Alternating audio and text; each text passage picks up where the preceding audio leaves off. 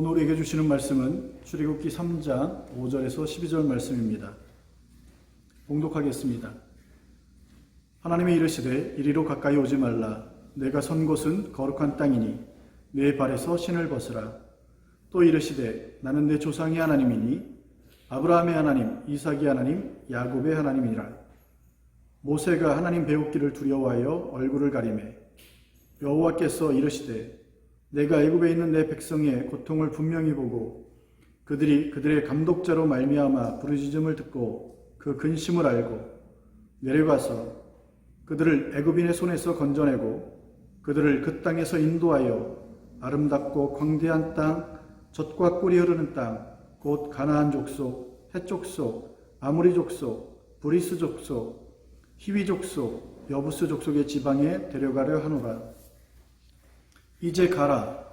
이스라엘 자손의 부르짖음이 내게 달하고 애굽 사람이 그들을 괴롭히는 학대도 내가 보았으니 이제 내가 너를 바로에게 보내어 너에게 내 백성 이스라엘 자손을 애굽에서 인도하여 내게 하리라.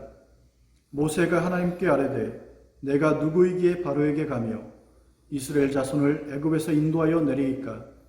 하나님이 이르시되 내가 반드시 너와 함께 있으리라.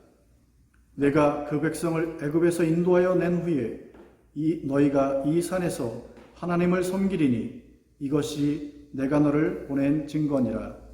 아멘. 오늘 말씀은 내가 누구입니까? 라는 제목으로 함께 은혜를 나누고자 합니다.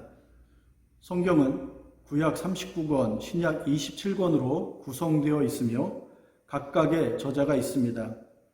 하지만 성경의 실제 저자가 누구냐 할 때 하나님입니다. 왜냐하면 하나님의 감동을 따라 쓰여졌기 때문입니다. 그래서 성경을 이해하려면 하나님이 어떤 분인지를 이해해야 합니다.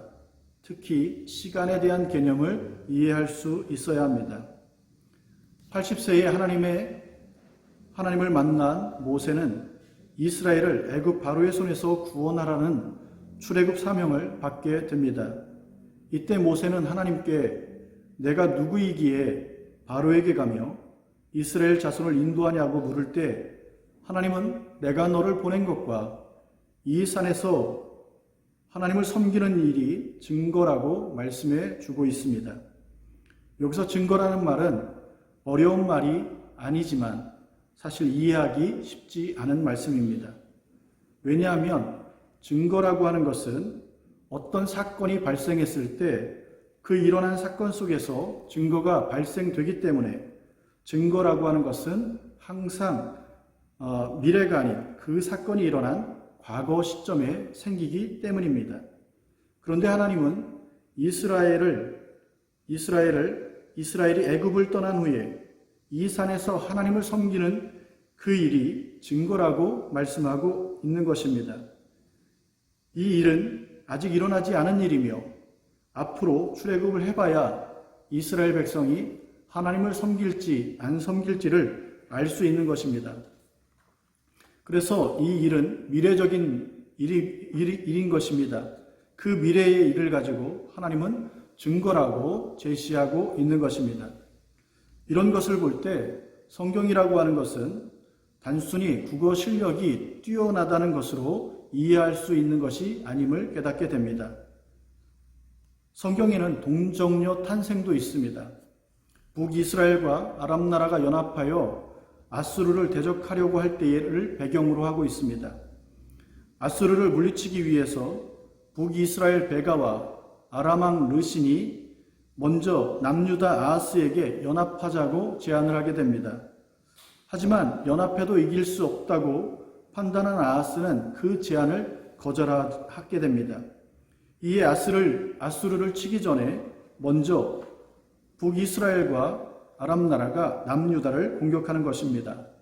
이때 두려움에 휩싸여 있는 아하스에게 하나님은 이사야를 보내시고 그 이사야를 통해 하나님이 도우실 것이기에 결코 너희는 망하지 않는다. 그러니 걱정하지 말라는 말씀을 주십니다. 그러나 아하스는 이 말씀을 믿지 못하는 것입니다. 이에 이사야는 하나님이 도와주실 것에 대한 한 가지 징조를 구하라고 요구하게 됩니다. 하지만 아하스는 그 징조를 구하지 않습니다. 징조를 구하지 않는 아하스의 모습을 보면 이 모습은 믿음이 좋은 것이 아니라 징조조차 구할 믿음이 없었던 것입니다. 이때 하나님은 친히 징조를 보여주십니다. 그 징조가 무엇입니까? 처녀가 잉타하여 아들을 낳으리니 그 이름을 임마누엘이라 하리라. 여기서 징조를 구하라고 하는 것은 증거를 대라는 말과 같은데, 그럼 망하지 않는 증거가 무엇입니까? 수백 년 후에 일어나게 될 예수 탄생인 것입니다. 이처럼 이 산에서 하나님을 섬긴다는 것과 처녀가 잉태하여 아들을 낳는 사건, 즉 앞으로 일어날 미래를 성경은 증거로 제시하는 것입니다. 여기서 알 수 있는 것은 하나님과 우리는 시간 개념이 다르다는 것입니다. 하나님은 영이시기 때문에 시간적 제한을 받지 않습니다. 그래서 하루가 1000년이고 1000년이 하루 같다라고 표현하지만 피조물인 우리는 시간의 제약을 받기 때문에 하루가 하루고 1000년은 그냥 1000년일 뿐입니다. 그래서 우리는 과거, 현재, 미래가 있지만 하나님은 과거, 현재, 미래가 없습니다. 그래서 어떤 일을 이루기 위해 100년이 필요하다면 우리는 100년이 지나야 이루어진다라고 표현할 수 있지만 하나님은 그렇게 표현하지 않습니다. 왜냐하면 지금 이루시고 또한 이미 이루셨기 때문입니다. 그러나 지금과 이미란 표현도 사실 적절한 표현은 아닙니다. 왜냐하면 우리의 시간적 개념이기 때문에 그렇습니다. 그러면 하나님은 언제 이루십니까? 사실 그 이루시는 일을 인간은 알 수 없습니다. 왜냐하면 시간의 한계에 있는 우리는 시간을 적용시켜야 이해할 수 있기 때문에 그렇습니다.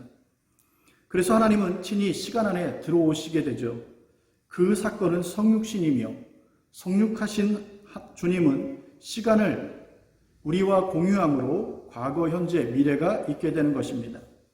어쨌든 중요한 것은 하나님은 시간의 제한을 받지 않는다는 것을 이해해야 비로소 성경에 주신 약속의 말씀을 이해하게 됩니다. 그래서 하나님이 약속의 말씀을 주시면 시간이란 틀 안에서 이해하고 규정하는 그 습성이 있는 우리는 과거, 현재, 미래 중에 그 약속이 언제 주어졌으며 그 약속은 언제 이루실지가 굉장히 중요하게 됩니다. 그러나 하나님은 언제 약속을 주셨고 언제 이루실지는 상관이 없습니다. 쉽게 말해 하나님이 말씀하신 것은 우리 수준에서 과거, 현재, 미래일 수 있고 이것이 중요하지만 영이신 하나님은 중요치 않은 것입니다. 왜냐하면 영이신 하나님은 시간 개념이 필요 없기 때문입니다. 그럼에도 우리들에게 미래적인 것을 증거로 말씀하는 이유가 무엇입니까? 하나님이 말씀하신 것은 반드시 이루어지고 무조건 된다는 것입니다. 창세기에 빛이 있으라 말씀하시니 그대로 되는 것입니다. 그래서 하나님의 말씀 자체가 곧 실현인 것입니다. 그러므로 너희가 이 산에서 하나님을 섬기게 된다는 말씀을 하실 때 우리는 그 일이 언제냐가 중요하고 그래서 언제 이루어지냐에 주목할지 모르지만 하나님은 언제냐가 아니라 무조건 너희가 이 산에서 예배하게 되는 것은 반드시 이루어진다는 것을 강조하는 것입니다. 모세는 지금 이것을 알아야 바로에게 가고 이스라엘을 애굽에서 인도하는 지도자의 그 사명을 감당할 수 있는 것입니다. 또 하나 살펴볼 것은 모세가 하나님께 자신이 누구냐고 물을 때 하나님은 너는 모세다, 너는 광야의 양측이다, 너는 지난날 왕자다, 너는 80세다 이렇게 대답하지 않는다는 것입니다. 이것은 모세의 진짜 본질이 아니기 때문에 그런 것입니다. 모세가 누구냐에 대한 질문에 하나님은 내가 반드시 너와 함께 있는 것이라고 말씀해 주십니다. 이를 통해 하나님이 함께하는 자가 바로 모세의 본질임을 가르쳐 주고 있는 것입니다.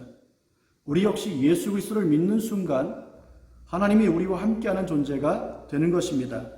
이것이 우리의 진짜 본질인 것입니다. 누군가는 하나님과 함께할 자격이나 조건이 없다고 말할 수도 있습니다. 하지만 우리가 주어진 환경과 사건 속에서 이것은 피 흘리면서까지 싸워야 할 내용인 것입니다. 그리고 하나님과 함께하는 그 출발은 주님을 믿는 순간 하나님이 반드시 함께하는 존재로서 시작된다는 것을 잊으면 안 됩니다. 이것에 대한 설명이 5절부터 나오게 되는 것입니다. 그래서 5절에 신발을 벗으라는 것은 내 인생의 걸음을 내 마음대로 너 혼자 걷지 말고 이제 하나님과 함께 걸어가자라고 하는 말씀인 것입니다. 더 엄밀하게 말하면 내 신발을 벗는 순간 이제부터 하나님인 내가 너를 업고 가겠다는 말씀인 것입니다. 6절에 아브라함과 이삭과 야곱을 언급하는 이유가 무엇입니까? 하나님은 저 높은 곳에서 내려다보면서 관여하지 않는 분이 아니라 아브라함과 이삭과 야곱과 함께 했던 것처럼 이제 인간 하나하나의 그 실존에 함께 하겠다는 것을 말씀해 주는 것입니다. 그래서 7절과 8절에 하나님은 그들의 고통을 분명히 보셨고 그래서 하나님이 친히 내려오신다라고 표현하는 것입니다. 그 친히 내려오심을 통해 9절과 10절에 모세에게 이제 가라고 말씀해 주는 것입니다.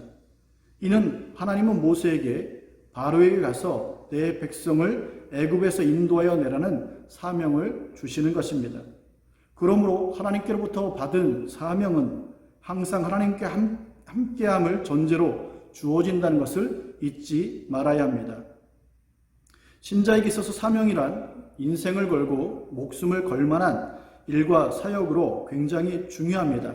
하지만 그 목숨 걸 만한 사명이 하나님이 함께하지 않는다면 일에는 성공할 수 있을지 몰라도 진짜 사명은 실패하게 되는 것입니다.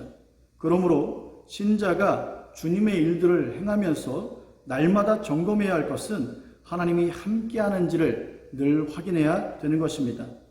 하나님이 함께하는 모세는 이제 하나님의 말씀은 반드시 이루어진다는 확신을 가지고 하나님과 함께하는 출애굽 지도자로서 세워지게 되는 것입니다. 우리 역시 하나님과 함께함으로 주어진 삶의 현장에서 날마다 승리하기를 주님의 이름으로 축복합니다. 기도하겠습니다.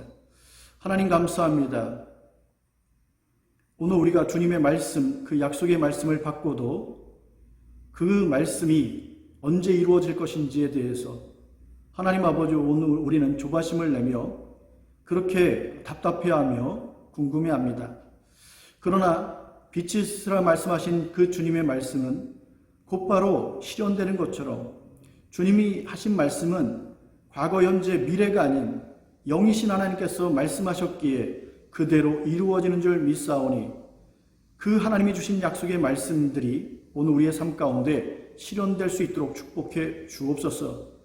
두려워 말라 내가 너와 함께함이니라는 이 귀한 약속의 말씀들, 그 주옥 같은 성경에 하나님께서 우리에게 허락하신 약속의 말씀들이 이미 실현되고 있음을 우리로 하여금 알게 하시고 그 약속의 말씀들과 함께 약속의 말씀을 주신 하나님과 더불어 살아가는 복된 인생이 될 수 있도록 축복해 주옵소서.